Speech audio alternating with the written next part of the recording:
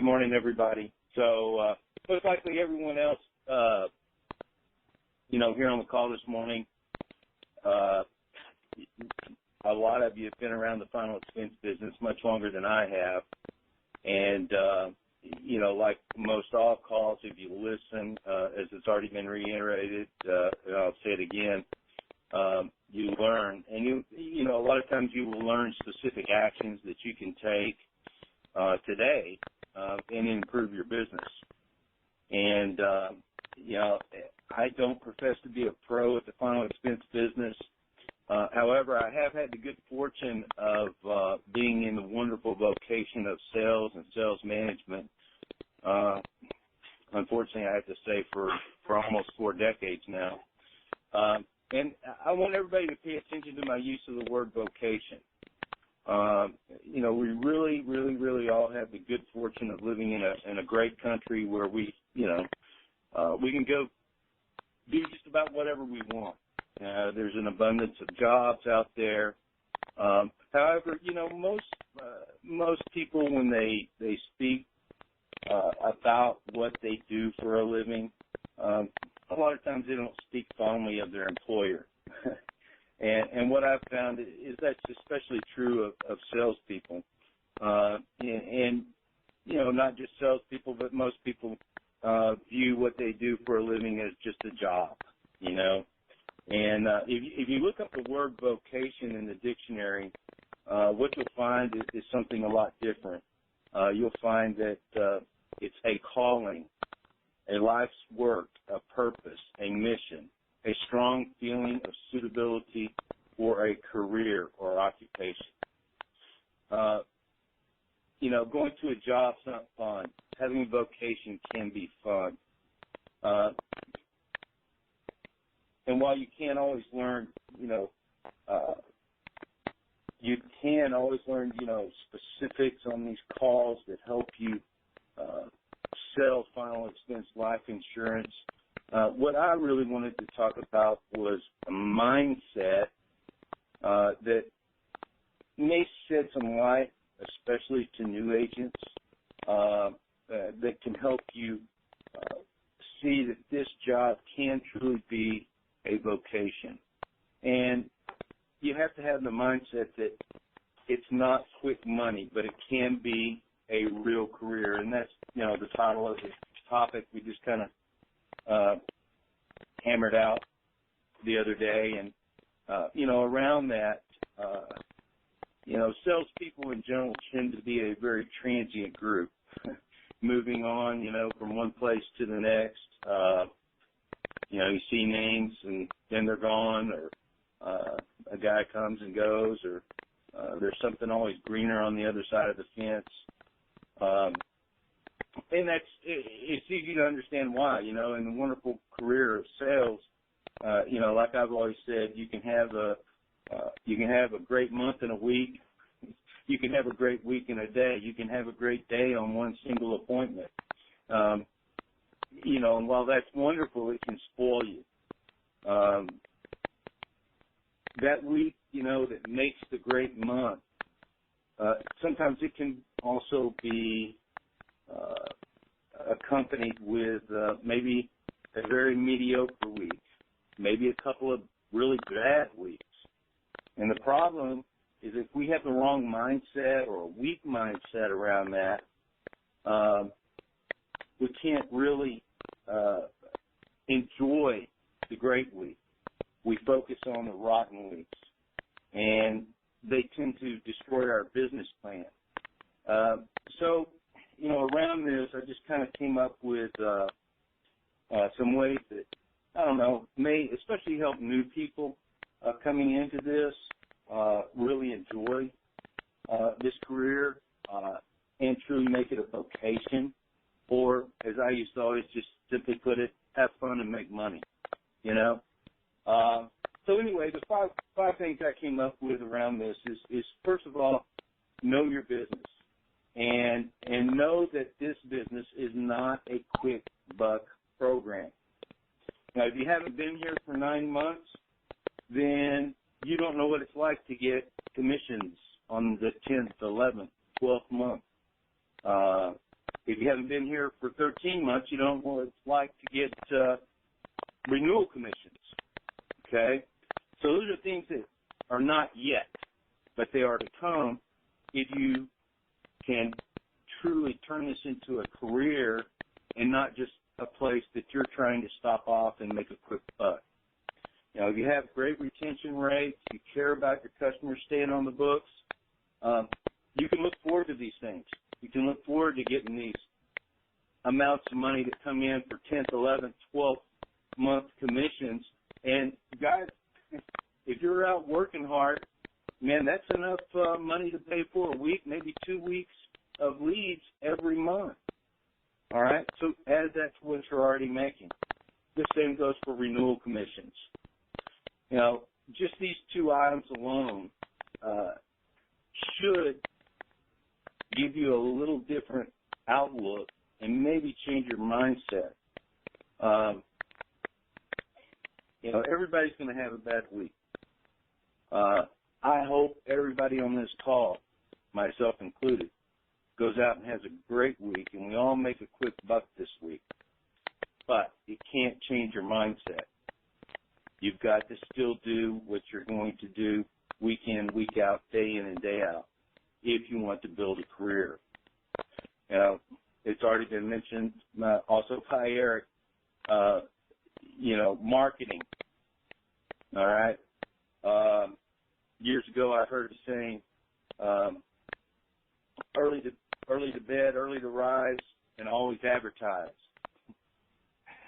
And I'll make a confession right now. I'm here at Equita for the leads. I don't want to do what I've had to do in other businesses. I've run different advertising campaigns. I've done direct mail. I've bought the data. I've done the creative for advertising piece, gotten it approved up and down lines that had to get approved, paid for postage, tried to calculate returns. We don't have to do any of that here. But you know what? It doesn't mean that if I have a couple of bad weeks that I'm not going to buy leads. Or if I had a fantastic week, I still have to buy leads. You know, leads are the lifeblood of your business. And, you know, we can all be marketers, but we don't have to be marketers. And the marketing I do is with my customers. And that is getting referrals. That's the best lead you're ever going to get. It's also the cheapest lead you're ever going to get. Ask for referrals. Then realize that that's all the marketing that you have to deal with. The hard work, the stuff that I don't think any of us really want to do, we don't have to do. All we have to do, as Chase put it a minute ago, is sit down and figure out how many leads do I need to get. Let those guys do the hard work for you. And I promise, if you haven't done it before, it's not a vocation. It's not fun. At least it wasn't for me. So, you know, the second thing, again, the first thing is change your mindset. Realize this is not, something that's going to be a quick buck. Adjust your thinking to what you've got to do to consistently have a real career. Number two, always market. Always buy leads. Always ask for referrals. Number three, grow yourself. You know, we live in a great time. All you have to do is turn on the computer and voila, you know, the world's at our fingertips. What are we doing to grow ourselves? What are you doing to grow yourself? If your career is a vocation to you, you will want to grow yourself. What book are you reading right now? And I would use the word mindset. That's a great book. It's about 10 years old. I'd recommend that for anyone, but it's about the power of growing and improving yourself. Again, if you really want to make this a career, it's something that you will automatically do. You know, it's always mentioned over and over again on all these calls how the very top performers, the people, you know, in the top 10, they're on every call. And you think, well, gee, if those guys or gals are here and, you know, they're in the top 5 or 10, why are they on the call? Because they know that they can still improve. There's still room to grow. Okay? So, you know, what are you doing to grow yourself? And, you know, whether it's asking for help, reading a book, listening to positive, motivational things, it's all right there for you.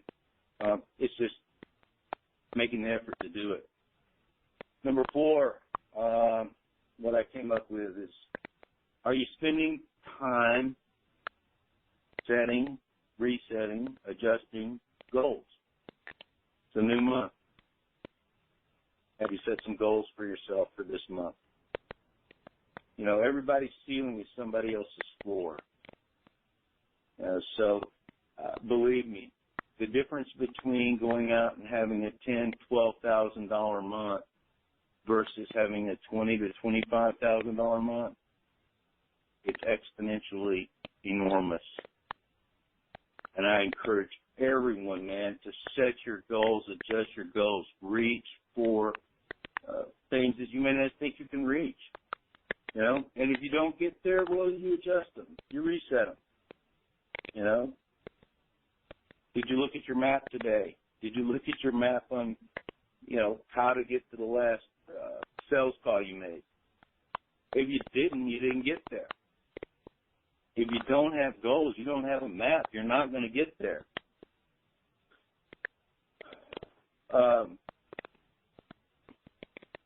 You know, the ways, there's a lot of educational things out there that'll help you to learn how to set goals. You know, typically, I like to start with a big goal, an annual goal, break it down monthly, break it down weekly, break it down daily. And then you have to consider what are the activities to achieve the daily goal. And stay focused on those activities. If you don't reach the financial goal, you still go out and do those activities tomorrow. If you didn't reach the weekly goal, you still go do those activities next week. That's how you build a career. That's how you build a business that you actually make more money in every year you're in it, with the residual income that we have the opportunity to make here. And finally, number 5, you know, look at the big picture, okay? I have seen so many people get started in a business or in a new sales job, and they go out and they light the board up, and then they fizzle out just as quick as they lift the board up. They're gone, and the reason is, you know, they lost their focus. In any sales venture, all right, I promise, not just this one, trouble will come. Adversity will happen. You cannot let the negative things that happen to you knock you off your course. You know, you wake up and know it's going to happen. You know, how are you going to react to this? Remember, we spoke about those couple of bad weeks. Does that mean you're going to cut back on your leads? Is that going to help? Or are you going to make the choice to maybe get some help? That might very well help. Are you going to dwell on a chargeback that might cost you 2 new sales? It's easy to do if you're sucked into the 1 or 2 little negative things. Keep focused on the big picture, man. You can take the, you know, a beautiful piece of artwork, focus in on one little spot and find the error, but step back and look at the big picture, and it's a beautiful piece. It's a masterpiece. That's what you have to do in this career to make it truly turn into a career. Don't get sucked down like the water going round and round in a circle in a toilet bowl. by concentrating on the one or two little negative things that might have happened. Or you know what? It could be 5 or 6 negative things that happened this week. It doesn't matter. Those things are going to happen. I try to keep focused on the big picture. It's a numbers game. Know that it's a numbers game. Know that if you go out, get your numbers, work hard, see as many people as you can, be ready when the opportunity presents itself to do the best presentation and best transference of trust to that customer and make the most out of every opportunity, then all things will take care of themselves. So, when it comes to focus and sustaining a career that will pay year in and year out, these are the 5 things that I would recommend. Is what's your mindset? Are you looking for a quick buck? Are you desperate? Did you make a quick buck last week, and if you don't make it the next 4, is that going to change your whole outlook? Is that going to change your whole career? It shouldn't. Otherwise, you'll just end up jumping from one place to another. Are you going to stop buying leads? Are you going to keep buying leads? Are you going to let last week make that determination, or last month make that determination? When a business puts advertising, it goes out of business. You can't stop buying leads. And if you want better leads, ask for referrals and ask each customer 5 times. You will get them, I promise. Having at least one referral sell a week is easy in this business. But you have to ask. Continue to grow yourself daily, weekly, monthly. We all can improve. The top producers in this organization, associated with this organization, prove that week in and week out by being on every call. And that's the way it is in every industry. Set and reset your goals, or at least start with some goals. Get yourself a map and always look at the big picture. And if you do those things, you can make a real career, and along the way, earn a few quick bucks. That's all I have, Chase.